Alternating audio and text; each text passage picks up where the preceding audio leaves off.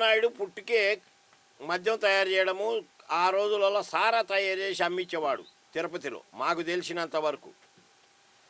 చంద్రబాబు నాయుడు కేవలము మద్యం ద్వారాగా వచ్చే డబ్బులు ఏ ద్వారాగా రావని తెలిసే ఇవాళ వీళ్ళందరితో 26 జిల్లాలలో 26 పాయింట్లు పెట్టి అమ్మిస్తున్నాడంటే ఖచ్చితంగా దీంట్లో చంద్రబాబు నాయుడు వాటా, లోకేష్ వాటా, అన్నటి పవన్ కళ్యాణ్ వాటా, హోమ్ మినిస్టర్ వాటా, అక్కడ నుండి ఎక్సైజ్ మినిస్టర్ వాటా ఎంతో చెప్పాలి. వీళ్ళు 5గురికి 5 వాటాలు ఇస్తూ చంద్రబాబు నాయుడు అగ్రభాగం తీసుకుంటూ ఈ లిక్వర్ని పూర్తిగా ప్రోత్సహించిన వాడు చంద్రబాబు నాయుడు. ఇవాళ జనాలు రోడ్డు మీద చచ్చిపోయినా, యాక్సిడెంట్లో చచ్చిపోయినా, ఇళ్ళ కాడ చచ్చిపోయినా చంద్రబాబు నాయుడికి ఏం పట్టదు. నా మద్యం తాగాలి, జనాలు చావాలి. జనాలు తాగితే అప్పుడు వాడికి ప్రశాంతంగా నిద్ర ఉంటుంది.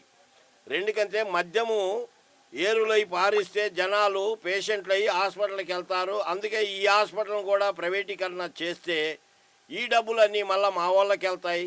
అక్కడి నుండి నా కమిషన్ నాకు వచ్చుద్ది. చంద్రబాబు నాయుడు కేవలము కమిషన్ మనిషే. ఈరోజు కాదు, చంద్రబాబు నాయుడు 95లో ఎక్కినప్పటి నుండి రాష్ట్రంలోని 54 మేజర్ గవర్నమెంట్ కంపెనీలన్నీ అమ్మేసిన మహా మోసగాడు చంద్రబాబు నాయుడు. నిజాం షుగర్ ఫ్యాక్టరీని కూడా అమ్మేశాడంటే వీడు ఎంత తెలివిగా రాష్ట్రాన్ని అమ్ముతాడో అందరికీ తెలుసు. ఇవాళ లేదు, నువ్వు అమ్మడోనివి, నిజాయితీ గల్లోడివి అయితే నీకు ఇవాళ లక్షల కోట్లు ఎక్కడి నుండి వస్తాయి.